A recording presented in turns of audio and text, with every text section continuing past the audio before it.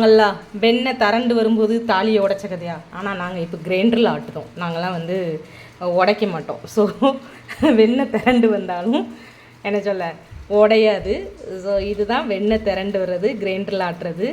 பாருங்கள், சவுண்டு வரும், கொஞ்சம் அட்ஜஸ்ட் பண்ணிக்கோங்க. சவுண்டு வருதா? வெண்ணெய் திரண்டு வந்துட்டா, வெண்ணெய் திரண்டு இங்கே எடுத்துக்கோங்க. இதில் என்ன ஸ்பெஷல்னால், வீட்டில் பண்ணுற நெய் வந்து பிள்ளைங்களுக்கு ஹெல்த்தியாக எந்த ஒரு கலப்படமும் இல்லாமல் அப்படியே கிடைக்கும்.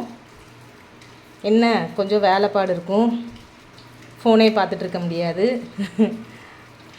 அதுதான் கஷ்டம். மற்றபடி நெய் எடுக்கிறது அவ்வளோ ஒரு சந்தோஷமான விஷயம். எனக்கு ரொம்ப பிடிச்ச விஷயம் நெய் எடுக்கிறது.